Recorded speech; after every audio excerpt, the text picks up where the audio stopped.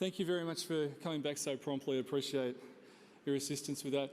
I'd just like to acknowledge the Good Shepherd organisation who's behind your lanyards today.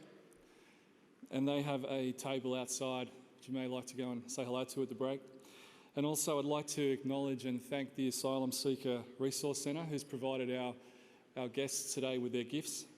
They provide support to asylum seekers and refugees who are living in the community here in Victoria, so thank you very much to them.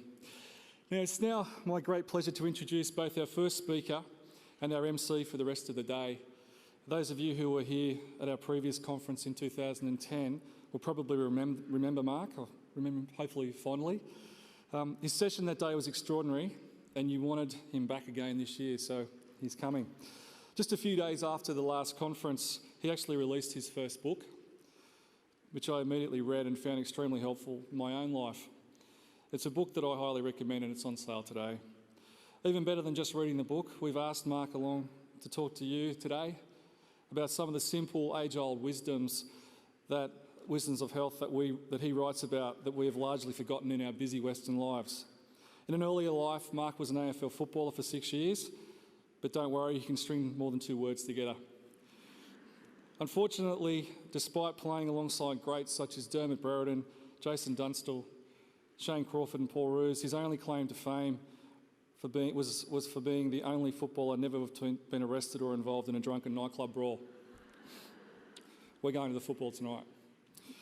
Mark now combines an honours degree in Western Health Science, almost 20 years training and consulting in Eastern Health Sciences, plus a decade studying the secrets of the world's healthiest, longest living people. He is the author of the best-selling Ancient Wisdom for Modern Health and the year-round Health and Wellbeing program. He's a featured health expert in the international best-selling Millionaire book series also, and is a regular media contributor. Mark has an incredible affinity with nurses and midwives and has become a very good friend of the NMHP. I'd like to welcome Mark Bunn to the stage.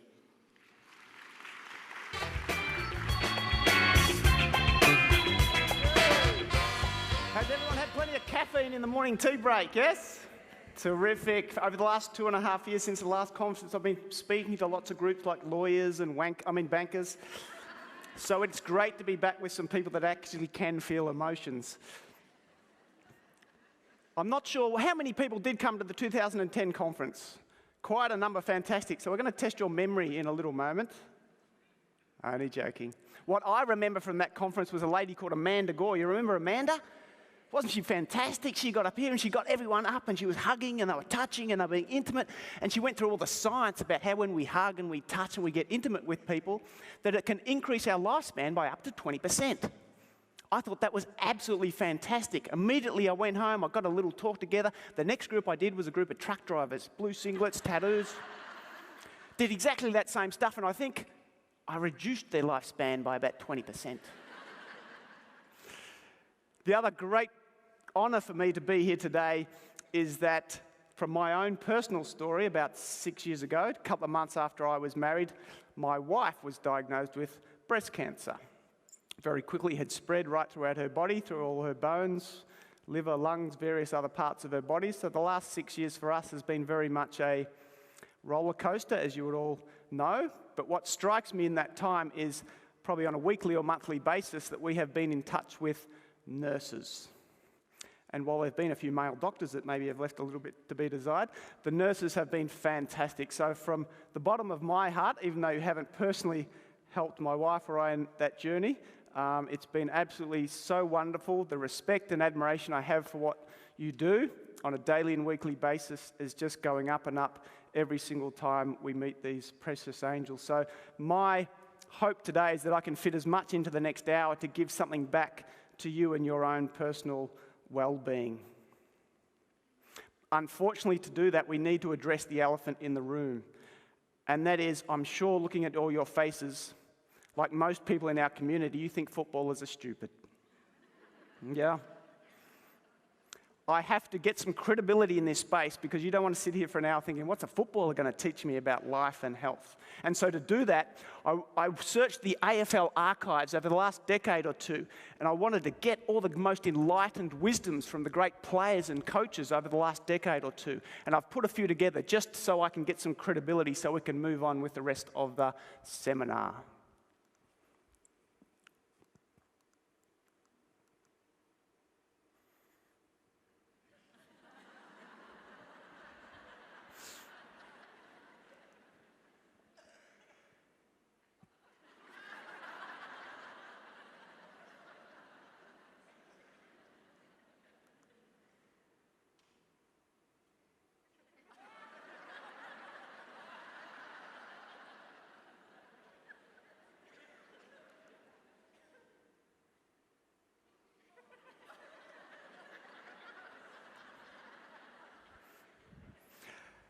Who can relate to the following scenario? You decide to get a healthy work-life balance into your day one day, so you go to bed early one night, but your mind's racing at a million miles an hour about all the things you've got to do the next day.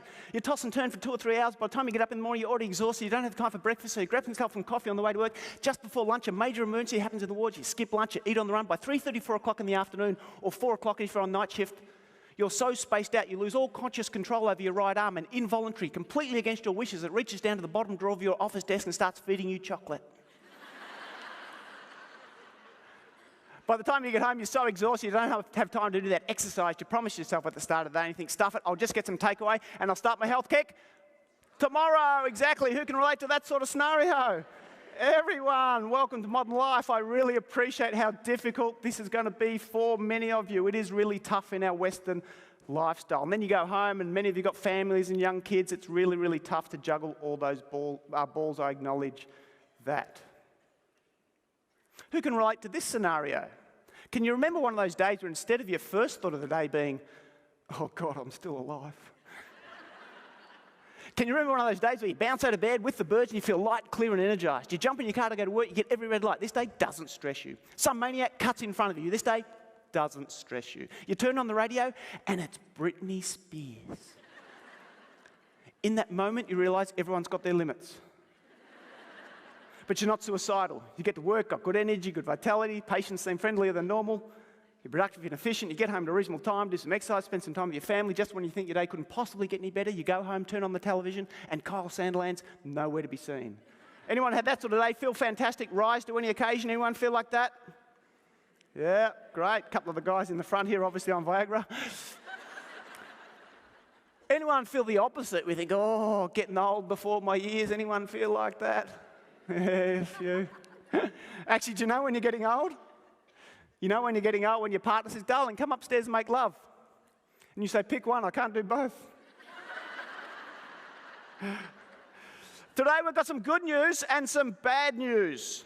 The good news is that experience, good energy, good vitality, clear thinking, is actually our natural state of functioning, our natural high state. The bad news is that 80% of what you get told today in modern Western health science is either completely wrong or it is so complicated, confusing and contradictory it will take you away from having that state. If you don't like a study that's just come out from Harvard or Yale or Stanford, don't worry. Just wait another couple of months and another study from another prestigious university will tell you the exact opposite thing. Should you exercise for a short period of time at a high intensity or a long period of time at a low intensity? Should you eat meat? Shouldn't you eat meat? Should you eat dairy? Shouldn't you eat dairy? Should you eat a box of Tim Tams or the whole block of Cadbury Dairy Milk chocolate? Or both? Changes every week. Everyone's confused, yeah? About 20 years ago, I started to study the Eastern sciences. Traditions that have been around for thousands and thousands and thousands of years. And what they've recommended for us to attain our optimal state of health and well-being has never changed once in all those years. A decade ago, I began to study the healthiest, longest living cultures in our world today. Right under our noses, even today, there's 5 or 6 very well-researched cultures that live to 80, 90, 100 plus years of age, Almost no incidence. Heart disease, cancer, type 2 diabetes, osteoporosis, Western health diseases. Do you know how much these long-standing traditions and these long-living cultures know about good fats, bad fats, low-carb diets, glycemic index, antioxidants? About as much as Paris Hilton knows about a hard day's work. They've never heard of them. Never. The good news today is you don't either. You're actually more likely to stay healthy and well the less you know about that stuff. What we want to introduce and remind you, really, is the term. To remind you today is things you already know, the basic, simple, common sense wisdoms of health that have been around since the dawn of time that will do far more for your health, well-being and happiness than any knowledge of these fads that change every single week. To do that, however, I need to get you into your natural high state. And to do that, I want to ask you if you can quickly just stand on your feet. And I want you to turn to the person next to you and say, "You are so good looking." Go.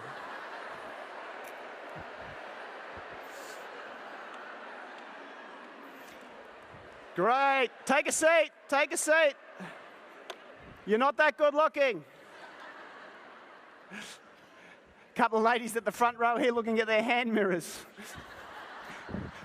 The number one difference between these long-living healthy cultures and our own high disease culture is something that they understand as the natural laws or the natural cycles of life. Think about our universe.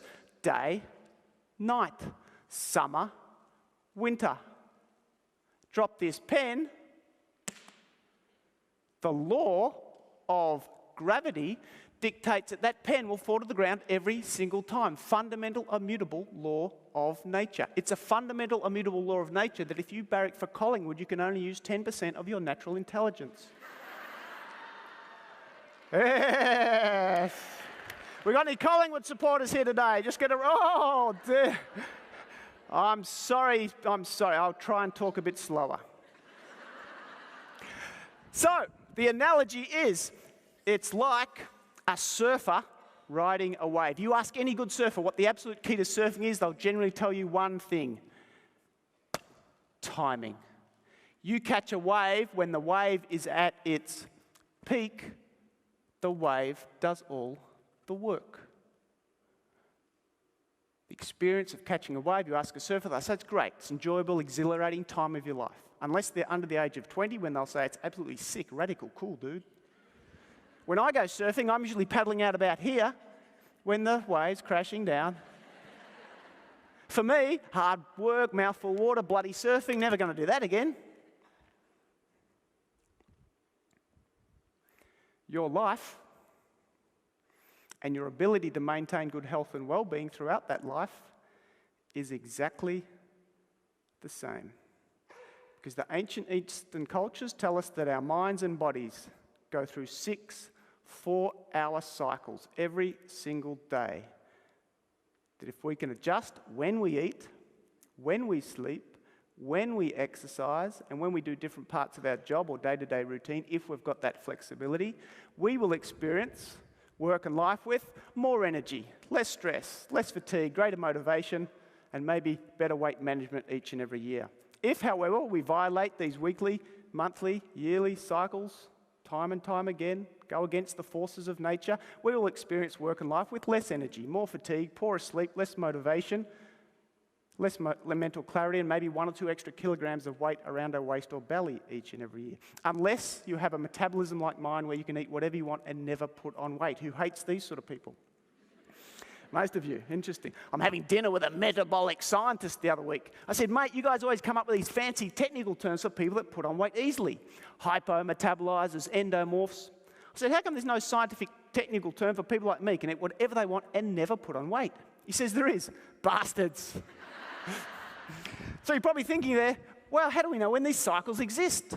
Well, traditional cultures, before they had Oprah to tell them how to live their lives, would actually go outside and connect with nature. And in that process, over time and distance, what they observed was that the cycles and rhythms that govern everything out there are mirrored by the cycles and rhythms that govern everything in here. Which is why today they would tell us we're absolutely crazy for spending trillions and trillions of dollars every single year analysing fats and calories and antigens, all this sort of stuff. Because they tell us that you can eat the best food in the world, natural, organic, fresh, whatever you're told, the latest fad. But that food will do you absolutely no good unless your body first burns it, cooks it, digests it. Unless food is first broken down in its fundamental nutrients, it will not do one of three things: give you energy and vitality, build up healthy cells, tissues, and organs that don't get so diseased as you age, or three, get into a form that your body recognizes as a waste product so that it will eliminate it from your body. What do our bodies do when we don't eliminate stuff? We store it. Exactly. Now, we're all different, so we store it in different places. Some it's the joint, we get arthritis. Some the heart attack. Others, men particularly, stomach. Ladies, a bit more, backsides. We've got any married women in the room? Just going to raise your hands. Any married women? Okay, so lots of half-married women there, I see. Got some bad news for you, unfortunately. Research now shows categorically that married women weigh more than single women. And do you know why? Single women come home, have a look what's in the fridge, and go to bed. Married women come home, have a look what's in bed, and go to the fridge.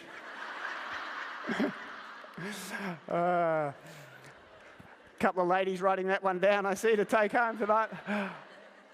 So who's been to Asia or Europe? Many of you, fantastic. And like the ancients, you would observe there that they eat their main meal at a certain time of day, which is in the middle of the day. And like the ancients who observed when the sun rises in the sky, what they called the universal fire, is mirrored by our internal fire. The fire called the digestive fire that cooks our food. In the middle of the day, when the sun is at its peak, they understood that our digestive fire is also at its peak. It's like this. Active, dynamic, energetic. Food comes in, gets digested, absorbed, assimilated, gives energy and vitality when generally we need it, unless we're on night shift. We'll get to that in a moment. What are we doing at lunch break? And if we're not working, we're at the wall, we're on the computer and we're working away, getting those little administrative stuff that you have to do now. Can't work out why your keyboard's not working. It's because little bits of rice cake are falling down and wedging in between the keys. You get home at 6 or 7 or 8 o'clock at night when the body's natural cycle's slowing down in readiness for sleep. Your little digestive fire is also slowing down in readiness for sleep. So what do we do? Eat! Yeah, we've been working hard all day. Time to nourish ourselves. Steak and 3 veg, chicken parmesan. Would you like some dessert with that? Be rude not to, wouldn't it? Children starving in other countries, so we loosen the belt buckle, eat as much as we can. 2 hours later, fall off the table, go to bed. 6, 7, 8 hours, sleep like a log. But for those 6, 7, or 8 hours, all our body's resources simply going here to try and digest the big, heavy dinner instead of going here and here and here and here to get rid of the stress, to get rid of fatigue, to detox your liver, to revitalize your kidneys, to repair your cells, to rejuvenate your mind, body, emotion, to have you bouncing out of bed with the birds, feeling like the lady on the slide, full of energy and vitality, motivated for the new day. Instead, we wake up with snooze-buttonitis, caffeine therapy, hot showers, or we simply just snarl at anyone who looks remotely happy before 10 o'clock in the morning because we're just not a morning person. And there's no debate about it. Why? Because we've actually violated one of the most fundamental natural cycles there is. Difficult, absolutely difficult. We've twisted our Western culture completely upside down. Shift workers that we'll get to in a moment, we'll see how we can address that. It is really, really tough. But what I want to do now is take you through a quick little reminder for those that were here in 2010 of an ideal daily routine. I know that some of this is not going to be practical for all of you. The idea of it is just to get the foundation, the basics, and then maybe take 1 or 2 things that might be appropriate for your routine. All right? We'll do shift work in a second after that. Is that cool? Fantastic. First thing I want you to do from tomorrow morning, I want you to get the old advice that breakfast should be the most important meal of your day. I want you to put it in some newspaper, wrap it up in a garbage bag, put it in a bin and throw it out as far as you can. Breakfast has never, ever been considered the most important in terms of the most substantial meal of the day in any of the longest living, healthiest cultures in recorded history. Why? Because they understood that the strength of the digestive fire that cooks our food is mirrored by the strength of the sun.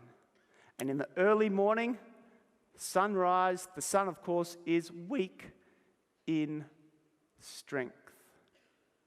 The reason we're told to have a good breakfast is, one, because we skip lunch, we don't honour lunch. But secondly, is because when you sleep, your metabolism goes down. Because Western science is basically just focused on metabolism and losing weight, doesn't really care about your health in a holistic sense. It says, eat food, it'll stimulate metabolism. That has to be good for you. Of course, you can take heroin or cocaine, and that will stimulate your metabolism and you'll lose weight. It's not necessarily good for you. And I don't mean that in a, you know what I mean. What they did instead to stimulate their metabolism is what the body's designed to do, if we get those slides, and that is to move the body.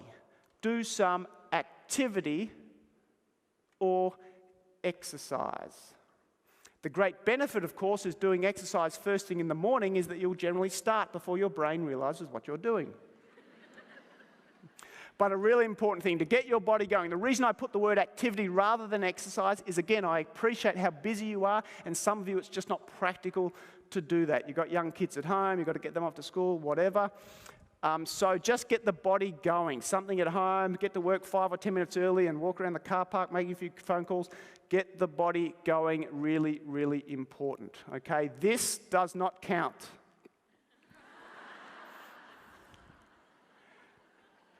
The other thing you want to do first thing in the morning is like the ancient cultures always did.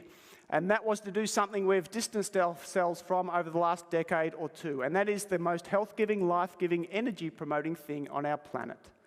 And it's the big orange ball in the sky. We connect it in two ways. Firstly, the early morning sun. They had a daily ritual. For thousands of years, they would get up first thing in the morning and they would greet the sun, salute the sun. How? By looking directly at it, no sunglasses, in the first 45 minutes of sunrise. Why would they do that? Because they knew the sun would not harm your eyes in the first 45 minutes of sunrise, but it will do 3 really important things, particularly relevant in our world today when we have epidemics in obesity, depression, and insomnia. Firstly, it regulates the entire body clock. Sleep-wake cycle is largely dependent on the cycles of natural light and darkness. Can't get to sleep at 10 or 10:30 at night, mind going a million miles an hour. First thing to consider, are you getting natural full-spectrum sunlight through your eyes most mornings of the week? Second thing it does is it regulates all our endocrine system, hormones, appetite, thyroid function, weight management. But thirdly, and most importantly, what they understood was it stimulates the neurochemistry of happiness, joy, and positivity. And now modern science itself is backing up the ancient wisdom by saying one of the best things you can do for people you might know who are getting depressed or borderline is to get them up in the early morning sun. We think of depression, we think of dark, heavy clothing, shut the curtains, everything's dull and bleak. Think of the sun, light, bright, warm, energizing, nature's perfect antidote. So where you can, start your day with some early morning sunlight. If you're not into looking at the sun, just get outside in it while you're doing a bit of exercise. 2 or 3 minutes, you'll be amazed at the change to your mental state if it's not something you do regularly. In the middle of the day, we know we now need to connect to the midday sun. We're going to do this one very quickly because I know you're all aware of this now. We have a vitamin D deficiency epidemic in this country. 50% of us over the age of 45 years of age are vitamin D deficient, which of course we now know is strongly associated with every major form of cancer. Breast, prostate, colon, 14 others. Autoimmune diseases, osteoporosis, type 1, type 2 diabetes, multiple sclerosis, allergies, almost everything you can imagine. What we don't know so much about is that the advice over the last decade or two that you should avoid the midday sun is responsible for more harm than good. And it's after about 5 years of people like me telling the Cancer Council that that advice is absolutely incorrect, that they've finally acknowledged about 3 months ago on Today Tonight that that is true. If you only get early morning or late afternoon sun exposure, you'll increase your risk of skin cancer and melanoma because you'll subject your skin to largely UVA radiation without any significant UVB radiation, which is the part of sunlight, the only part of sunlight, that will synthesize vitamin D in your body. You've got to get out in the sun in safe, small doses. We're not saying to burn your skin, but do it in the middle of the day in short bursts. Don't burn your skin. Be careful at that time. But again, short, safe doses. The sun is healthy. It's good for us. It's the best thing on the planet. Life-giving, health-giving, energy-promoting. Don't distance yourself from it. Respect it. And everything in balance and moderation. Yes, if you do those things, you'll start to be able to avoid the mid-afternoon energy low, which of course was considered siesta time, because they knew we weren't designed for high-level performance at this time. Of course, Western culture, we don't really get the luxury to do that. So instead, a really good little point, a tip for you, is to try and have that time 2 or 3 pieces of fresh, juicy fruit. Seasonal fruit will give you a natural energy lift, which we generally need for that time. It will offset the sweet cravings to some degree. But if you do like a sweet tooth, where's our sweet tooth? Who likes a bit of chocolate? Yeah, fantastic. Reward yourself, have a treat. Best time to have little treats, sweet treats, is afternoon tea. Why? Because it'll take the edge off your appetite. So by the time you get home at 7 or 8 o'clock, in time for dinner, you won't be so hungry you want to eat the leg off the chair. And that's important when we read this next point.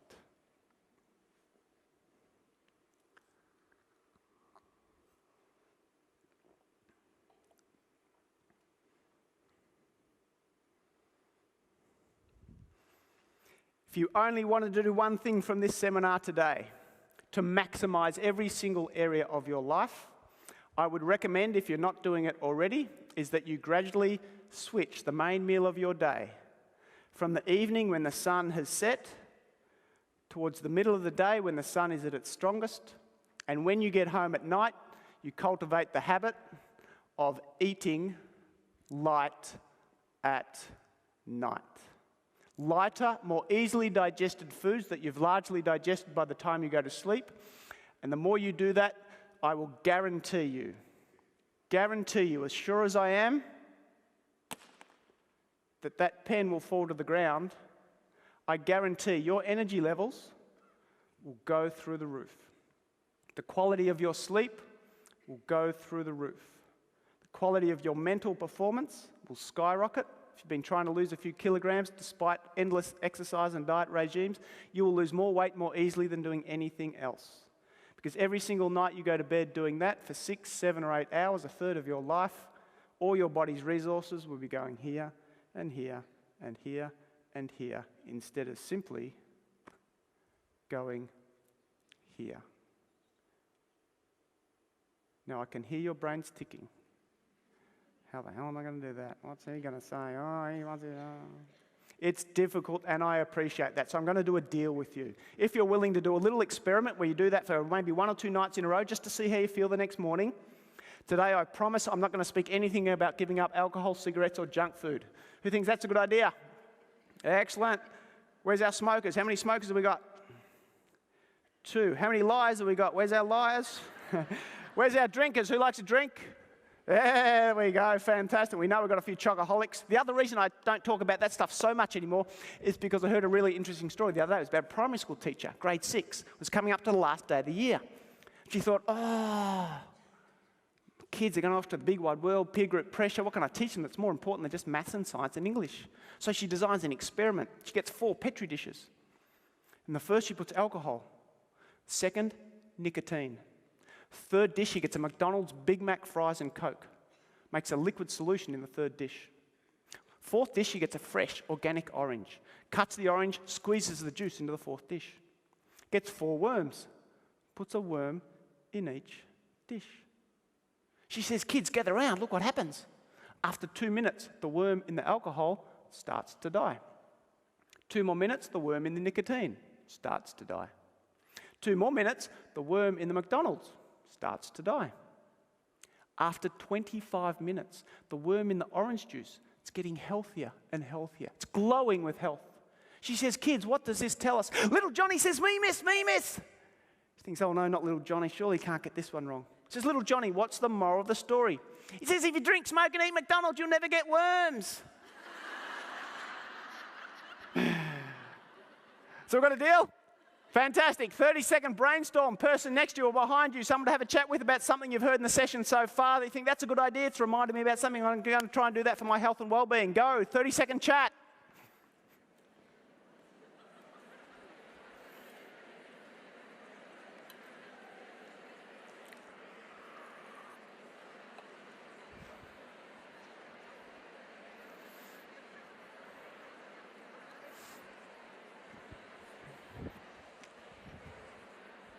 Terrific.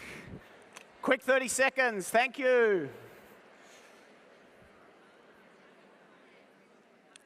Fantastic. It's great to have a room full of largely women. You do those sort of exercises with a group of men, and after about 5 seconds, they're all turned around looking at you going, we're ready.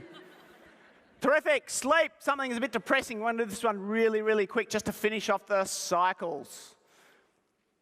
The ancients understood that there's a really important 4-hour cycle. Arguably the most important of all the 6 cycles. It runs from 10 p.m. to 2 a.m. It's the only cycle that they actually gave a name to, and that name was the nighttime rejuvenation cycle. They understood it as a 4-hour cycle when our bodies are at their peak to do basically everything we want them to do in our Western culture today. Detox the body, get rid of impurities, get rid of the toxins, repair the cells, strengthen the body, establish the memories from the day, clean house, regenerate, revitalize. Unfortunately, there's just one small thing we're actually designed to do to assist that process, and it's called sleep. Bummer, huh?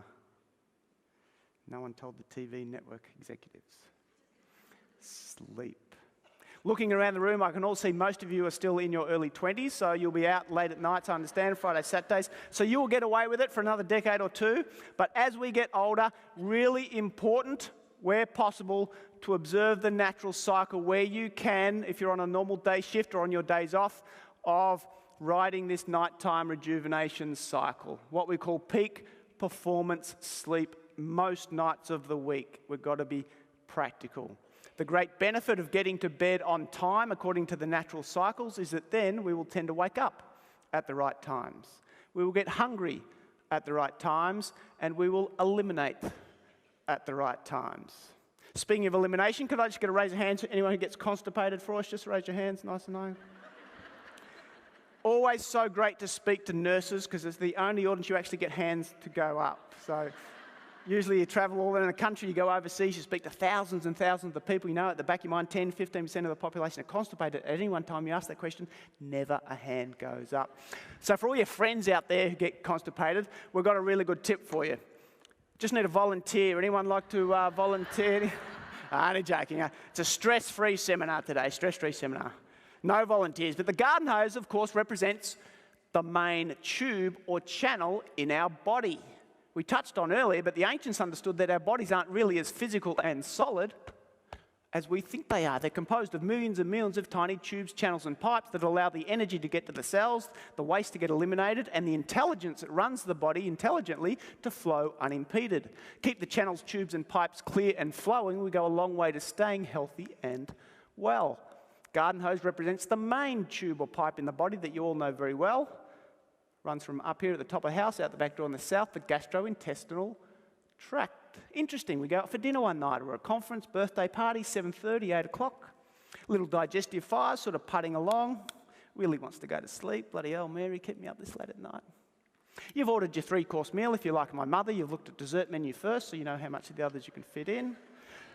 Just before you're about to have your first course, The waiter or waitress in a Western-type restaurant comes and puts a jug of what in the middle of your table? Ice. Cold water. And you swig back on your nice cup of ice cold water, not realizing that ice cold water and a hot fire is about as compatible as Tony Abbott and Speedos. Put that sucker right out of business. So even if you eat good quality food, nothing to process it with, doesn't get digested so well, instead of building up healthy cells, tissues and organs as you age, starts to line the little cells, tissues and arteries, build up year after year without you knowing, and eventually block those channels off and lead to disease. Interesting, what happens if you put a garden hose in a cup of cold or chilled water? It gets wet. When it gets wet, it gets cold. When it gets cold, it gets all hard and stiff. Any gunk on the inside of the hose gets stuck to the side of the hose. Weeks go by, months go by, years go by, go to the tap on. Nothing happening. Have you ever seen a happy constipated person, apart from the ones in our audience today? Not generally. We have a bit of a chuckle, Western culture, ha-ha. In the Eastern cultures, they don't laugh so much because they understand the body's like an energy flow, and the energy from here is designed to flow down, to take all the waste and the impurities out of the body. Block that energy up, everything starts to not work so well. Which is interesting because the next night you go out with a different group of friends. And you say, fantastic, where are we going? And they say, oh, we're just going to go down to the local Chinese restaurant. Malaysian, Thai, Indian. What do they put on the middle of your table before you're about to have dinner? Green tea, lemon tea, ginger tea, hot water. Interesting. What happens if we put a garden hose in a cup of warm or hot water? It still gets wet. When it gets wet, it gets all warm and malleable and pliable. Any gunk on the inside of the hose gets softened down, melted down, go to turn the tap on. Which is why for thousands and thousands of years, these cultures that have understood the natural cycles and the way our bodies are designed to function for optimal health and well-being have told us there's something we do in our Western culture, just out of habit, for no particularly good reason, that is absolutely disastrous for our health and well-being. Next slide, please. Habit of drinking chilled or ice-cold drinks. Joint pain, arthritis, poor circulation, constipation, bowel trouble, inability to detox and lose weight on a daily basis, which our bodies are designed to do if we support it in that function rather than oppose it. So powerful. To show you how powerful this is, I came across a study done about 18 months ago at the University of Chicago, their aging clinic. There was a woman there who for 42 years refused to drink anything but ice-cold water. As you can see, massive arthritis in the wrist joint, couldn't bend her middle finger, couldn't bend any of her other digits. They put her on a 6-week program where she used to drink nothing but warm or slightly hot water. They asked her to come back into the clinic after those 6 weeks and to show them what she thought of drinking the hot tea. There we go, fantastic. So really, really powerful. The other thing about constipation now we know is our habit, Western habit of sitting down for large periods of the day. As nurses, you're very lucky in many ways that generally you're up on your feet a lot more, but I know administration is now getting more and more every single year, sitting down at offices and doing admin type stuff. So just to alleviate that, if I can ask you again to stand on your feet, this time I want you to turn to the person next to you and say, how are your bowels going?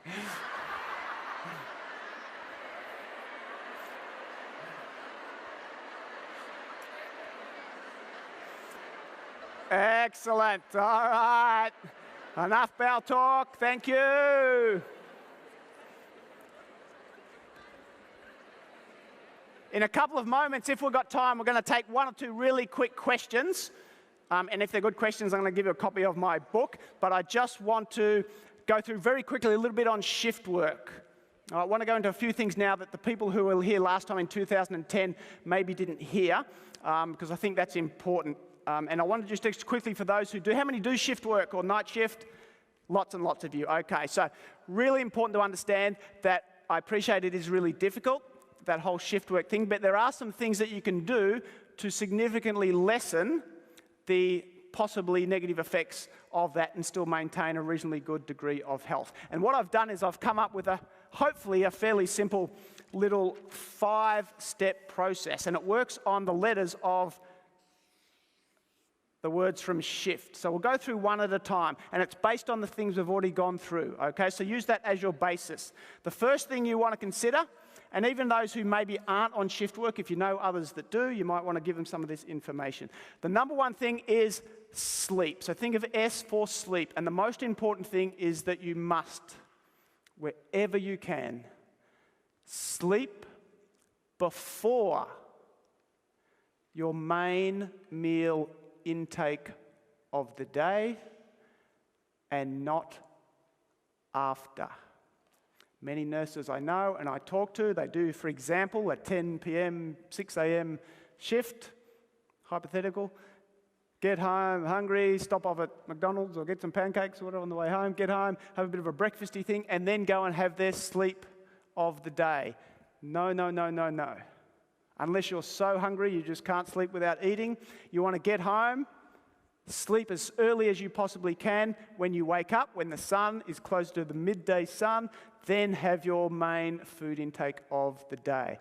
Sleep is even more important for you because you're not getting the nighttime rejuvenation cycle, so you want to maximize it in every way you can, and that's the number one way to do it. That leads on to the second one, which is H, which is for heavy food.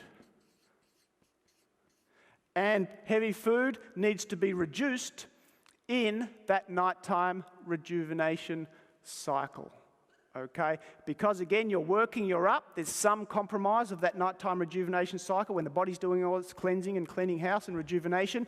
You want to at least assist that by not overloading it with heavy, hard-to-digest foods, pastries, that sort of thing. If you are really hungry during your night shift, more things like cuppa soups, fruit, that sort of thing. Yes? Third, I is for illumination, basically light therapy. We discussed earlier that the sleep-wake cycle is largely regulated by the cycles of light and dark. And you can actually manipulate to some degree when your body goes into its sleep cycle by adjusting where practical, and I know this is a difficult one, how much light exposure you get during your shift. But mostly what I want to focus on now is what you do towards the end of your shift. Again, imagine you're finishing at somewhere around 5, 6, 7 a.m. In the last hour of your shift, where you can, you want to reduce your exposure to light. If you can, darken, if you're in the office rather than out on the ward, darken the lights in that office. Sounds silly, but once you get into your car or you're going home, sunglasses on, even tint the windows of your car.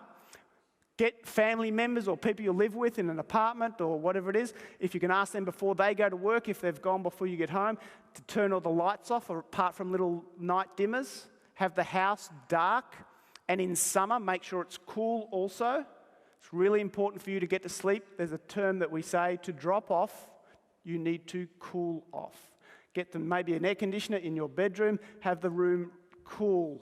Really important. There's some more information we'll give you at the end for this, so we're going to run through quickly. Next one, of course, is F. F is for fasting. By fasting, we do not mean you don't eat or drink for 40 days, but you do consider little periods during your week or month where you take really light food, or you substitute a solid meal for liquid meals or fruit. We need to give the digestive fire and system a rest occasionally.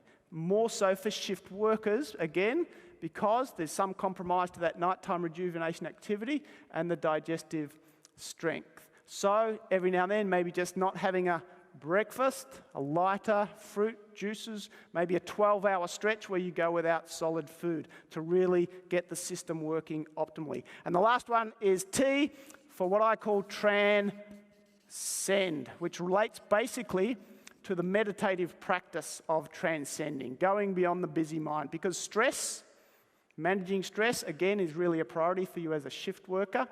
You want to do something outside the sleep cycle to give the body deep rest. And meditation, particularly transcending-based meditation techniques that allow your mind to go to its natural silent, calm, deeper state are the best way to create that deep rest in the body and to supplement your sleep. So they're the 5 things for sleep. There's an article that you can get on my website if you go to markbunn.com.au if you want more information.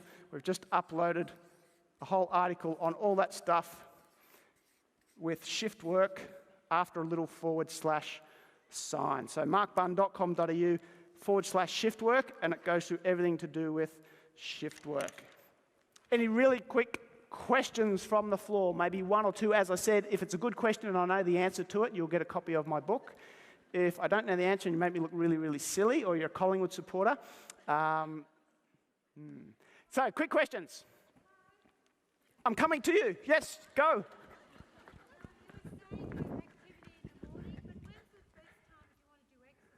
Okay, question was, activity in the morning, but what is the best time if you want to do exercise? Right in the middle of a health conference is a really good time. So, best time for exercise, according to the natural cycles, it's first thing in the morning, 6:30 a.m. However, exercise I'm pretty flexible with, because you've got to be practical, particularly nurses, shift workers. So the second one is basically whenever the hell you can, okay? In an ideal sense, the second optimal one on a normal day shift is around 5, 6 o'clock at night. Away from lunchtime, when the body's wanting to digest food, and not too late into the night, when the body's trying to wind down, where exercise stimulates us up. Yep. But generally, whenever you can, it's good. Second one here we'll take. Yes, yep. Children, okay.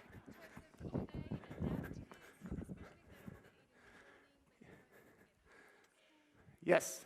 So, great question. The question was about children, so I'll answer that in 2 parts. One is for young kids, generally like primary school. The answer is that you basically let them do whatever they want to do in terms of their food intake. Kids naturally will generally, a little bit these days, but they'll go out and play, they'll have fun, they'll just get into it, and then they'll come, Mum, I'm starving, and they'll eat. If you're hungry, eat. If you're not, don't. 80% of our Western health budgets could probably be eliminated overnight if we ate according to this instead of this, which kids generally do when they're young. All right? The thing with young kids you want to focus on is sleep. Younger kids are staying up later and later and later, plus more nervous system stimulation. Disastrous combination. The second part of it is teenage kids, and I'll answer that very quickly by reading out the very, very last sentence in chapter 2 of my book, which is all about the natural cycles. And it says, if at any time you can't remember what the ideal daily cycles are, just observe most modern day teenagers and do the exact opposite. Okay, so we might take, we'll leave the questions there. I'll be out at lunch, so you can come and ask questions there, and we'll do that then. But I want to move on because I've got a really sort of interesting topic that I think you might enjoy, and it's around the area of stress. Who would say they suffer from stress? Just get the slides if we can. So quite a number of you. I actually asked my wife the other week, I said, darling, do you think I suffer from stress? She says, no, but I think you're a carrier. Partners can be very deflating at times. My brother apparently was in bed with his wife the other night. He said, darling, how come you never tell me when you have an orgasm? She says, you're never around. So, stress. Interesting thing about stress, we generally think stress is outside of us. This patient stresses me out. Oh, my husband, he stresses me out. The spouse, girlfriend, whatever it is. We're now starting to know that stress is really only our response, particularly our mental, emotional response to it. That those little things inside our head called thoughts may not be as insignificant as we think. Anyone ever been to Auschwitz? Concentration camps? Yeah. You know how you can get within 100 metres or 2 and you can feel the fear and the stress. Sometimes you go into someone else's home, and even before you get to the front door, you can feel the warmth and the love. How does that happen? Glenn and I are going to the MCG tonight. We're going to have 50,000 mad Collingwood supporters who are going to assist their team win the game without having any physical involvement. A home ground advantage. How does it happen? No physical contact. Mothers know if they've got a child over the other side of the world and they have an accident or something goes wrong, they know. How does that happen? Interesting video for you.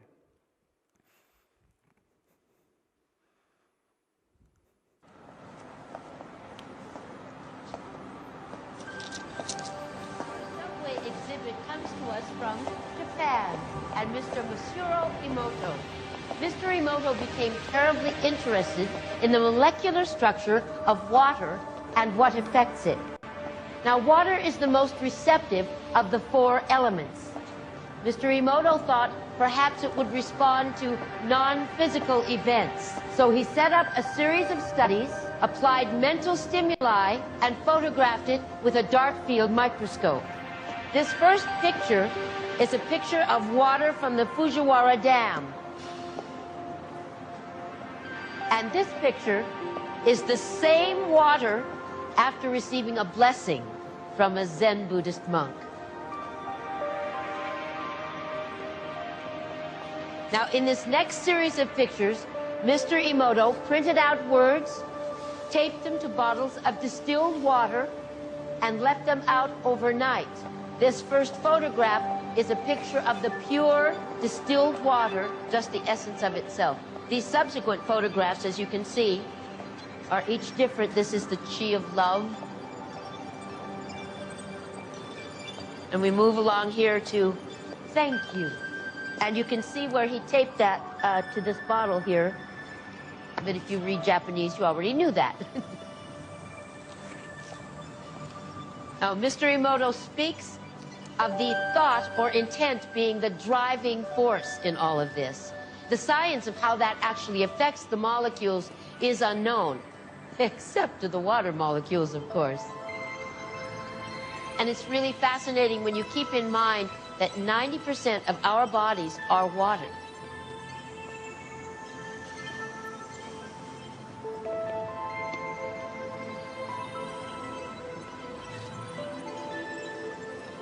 Makes you wonder, doesn't it? If thoughts can do that to water, imagine what our thoughts can do to us.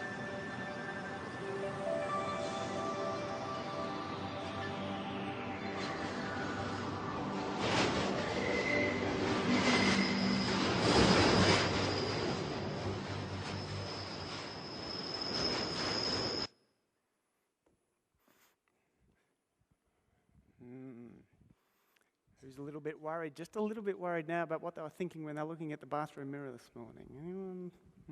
Interesting though, isn't it? Here's some other ones for you that just slightly different. So this is from Masuro Emoto, who's written a number of books now on water and this whole effect of how our thoughts influence the water molecule. It can be purchased at most bookshops.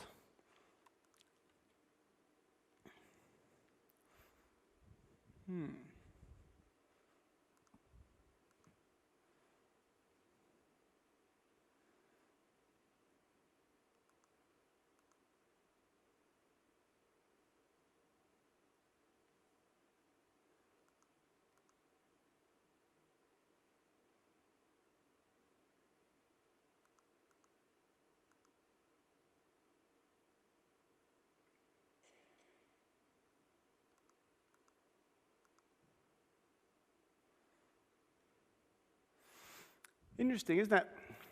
Some of you might think, oh, it's a bit weird, sort of scientific. Well, the ancients, many thousands of years ago, understood that every thought, feeling, and emotion we have literally not only affects the electromagnetic fields within us, but around us. And as I said, when we start to think of a few examples about how we pick up on things that we're not physically connected to, it starts to become a little bit more credible, and how much more fantastic we feel when someone pays us a compliment and says how wonderful we look rather than how silly we look. Yeah. How can we use it in our daily lives? I think there's 3 really quick areas. Self-talk. We're not talking about people that are clinically depression or when you're really, really in a bad way. Really sympathise with that. And the research is now backing up, again, what many traditional Indigenous cultures knew, that when you're in that state, it is not a good idea to try to be happy. Positive thinking. You've got to grieve. There are times that we're just tough in life. It's not a time to try and be happy or to manipulate our thoughts. But those everyday occasions where just life's going on pretty normal, we can choose whether to focus on that negative part of life or ourself or the positive. That slight change of thought. Where in your day can you just shift focus slightly? Every one of our faces and our bodies maybe have some limitations, but they also have some good things about them. What about your friends and people around you? Really, really important one. Big one for my wife. She drank hot water, she meditated, she did all that stuff, but she had a number of really significant emotional stresses in her life, largely to do with people around her, that she wasn't strong enough at the time to create boundaries to say, no, I can't give to you anymore. Taking on their thoughts and their negativity. How can you maybe create some boundaries from people that don't have your best intentions, that are energy suckers, Amanda Gore would have called them? And thirdly, as nurses, your primary thing you do is to care for others. So it's really just a reinforcement of your natural tendencies that you do every single day and week. But patience can go a long way to being healed just by uplifting words, compliments. They're simple things, but we sometimes just overlook how powerful they can be. And it sort of reminds me, of course, of my little mate Rupert. Because Rupert's a little friend of mine who travels around everywhere we go.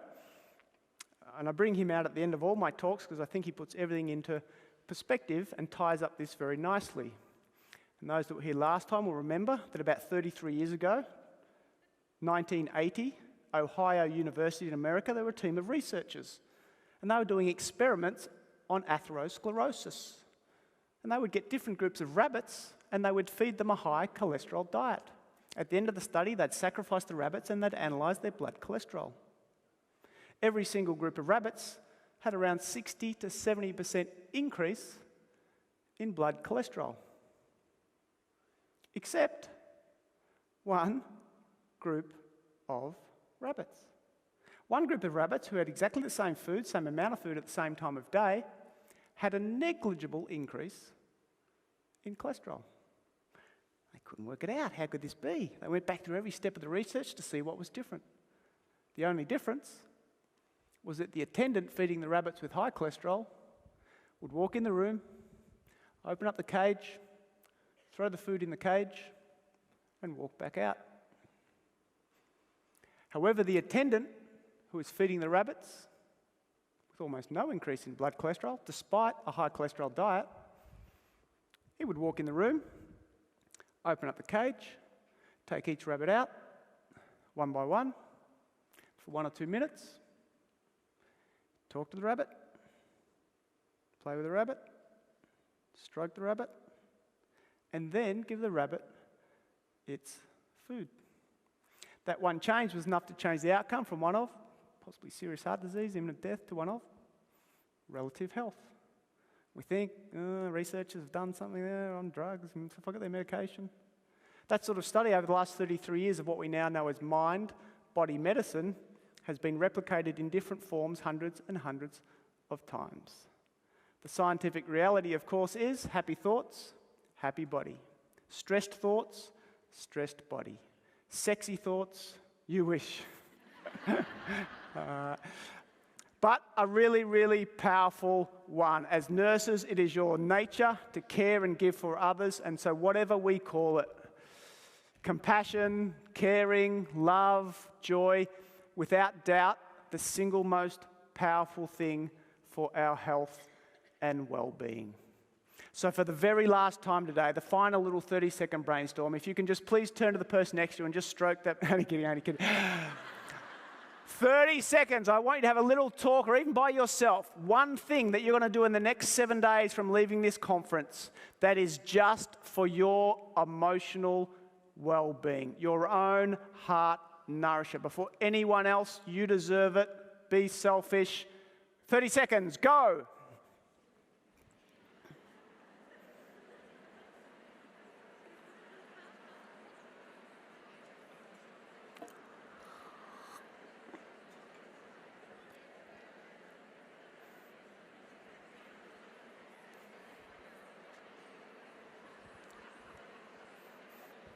Fantastic. Everyone's got one? Yes? Beautiful. All right, so I've got one more little final story just to wrap things up. And then we're going to have a fantastic session in the next hour. We're going to have Monique Brumby up here, but there's going to be a little 3-minute break just so she can set some things up on stage. So I'm going to just run you through a few little resource things that we're going to assist you with in that 3-minute break. But just to finish off with, I want to leave you with one last final little message, which I think is really, really important. It actually came to me many years ago when I had a client who lived up in Queensland. He was a bloke, but he was very busy like all of you, a lot of pressures and work and family. And it'd get a bit too much for him. He'd get stressed, he'd get out of shape. He'd call me up, calls me Bunny, very creative nickname for someone with the surname Bun. Say, Bunny, mate, I need your help. We'd go up there, we'd sit down with him, his name was Jeff, and I said, Jeff, this is what I want you to do. We went through all this sort of stuff, get a bit of bed earlier, exercise, all this stuff. A week later, he'd ring me up. He'd say, Bunny, mate, feel fantastic. Oh, mate, I'm sleeping well, I'm exercising, I'm meditating, mate, I'm on the top of the world. I say, Jeff, fantastic, keep it up, buddy. 2 weeks later, wouldn't hear from him. Give him a call. Jeff, how's it going? Oh, Bunny, mate, jeez, I've been flat out up to here at work, and these merchants, I've had people over during the week, and one of the kids is sick. Oh, man. I said, shoot, how's the program going? How much of the program you doing? Oh, nothing. Sound familiar? Go to a talk, sounds really good, read a book, go to a seminar, whatever it is. Do it for a week, feel fantastic, then life gets in the way.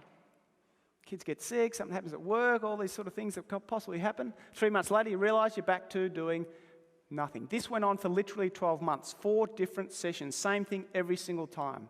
So after a year, I finally sat down, I said, Jeff, I don't want you to do everything. I only want you to do 80% of what you know is good for you, and I only want you to do 80% of the time. And you could literally see the stress fall off his face. Why? Because he knew that was practical. It was achievable. And that's really the final message today. It's been great fun for me. As I said, I'm really, really honoured to be here because I know what wonderful things you do for people like me and my wife. And so I really, really hope there's 1 or 2 things you might be able to take away from this session that will help you in your own personal health and well-being. But please, please, please, never make it difficult. Life is meant to be enjoyed. It's the #1 medicine on our planet, which is why the first chapter of my book is about nourishing the emotional heart. Before you even discuss diet, exercise, sleep, everything else. Happiness first, health second. So if anyone ever gives you a hard time about having a bit of a drink or a bit of chocolate cake, please never forget the immortal words of my mate Jeff.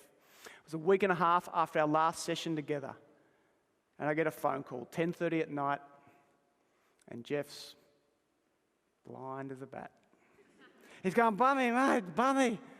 I said, Jeff, what are you doing, mate? He says, mate, I'm just having a few red wines and a bit of pizza with my mates. I said, mate, you off the program again? He says, no, mate, I'm just doing my 20%. Enjoy the 20%, guys. Thank you very much. Cheers. So, Monique, stuff, you can come on. So just as I said, there's going to be 3 little people who will be doing things behind me. We can get that lectern on from now, possibly. So please don't mind them. I just thought I'd run you through a few little resources that we have. Firstly, at our table out the front, there's going to be what's called a little pocket card. It's about this big, and it has a whole bunch of free resources on there for you. So if you want any more information on the sunlight exposure, if you want any more information on light dinner recommendations, how to make the evening meal lighter and more easily digestible, whole bunch of things, exercise, you name it. The shift work, you can email me if you can't remember that little URL link, but there's a whole bunch of articles and links on the website that are just go for your life, whatever you can. If there's nothing, you can't find it on there, feel free to email me and we'll give you that information. So that little pocket card will have all our details that you can get all that information. There's also a little follow-up sheet and a new free newsletter that maybe once every month we just send out little topical health and wellbeing tips. Again, totally complimentary if you want that. There's a little sheet you can find, or even on the top of that little order form that was on your chairs, there's a little tick the box there. So you're welcome to that. And then if there's anything product-wise, we've got, as I said, copies of the book this time, which we didn't have last conference. So it's something that's been very close to my heart. And it's a book basically on the forgotten wisdoms of health and well-being. Today we largely did one chapter, which was the natural cycles. There's chapters on emotional health, little tips that we can have more happiness and joy in our life. There's a whole chapter on diet, how there's just 3 things that we need to know in terms of food and diet. Everything else you can completely forget about. Exercise, how to make exercise enjoyable, even blissful, by incorporating the principles of yoga into exercise, rather than thinking that it has to be hard work and you've got to kill yourself. Not good. And a whole bunch of other things. So there's that sort of thing. And there's also a really good program. We call it the year-round natural health program. It's a 12-month program where we send a little tip once a week about the different time of the year. So just as there's daily cycles, there's seasonal cycles. So we take you through what to do in spring in terms of spring cleansing diets and what foods and drinks. In summer, how to stay cool. In winter, how to boost the immune system. So it goes through a whole 52 weeks. And today, if you do that, you can just stay on that for as long as you want. So the only thing we ask is that we're a little bit amateurish. It's my mum, my dad, my sister who will be out on the table. So first time we've used an FBOS machine. First time we've used that order form. So it might be a little bit disorganised, but as nurses, I'm sure you can sympathise with us. So, but any way we can help, we would love to help. And I'll be out there to have a chat with you too. So are we ready for our next presenter? Are we all set up? 2 minutes? All right, so we've still got a minute or two. So if you could, again, maybe just sit there, have a bit of a chat to the person next to you about something from my session or something you heard earlier in the day that you're going to try and do in terms of your health and well-being. Preferably you stay in the room because we've got a fantastic session coming up. It's going to be a whole lot of fun. So just 1 or 2 minutes.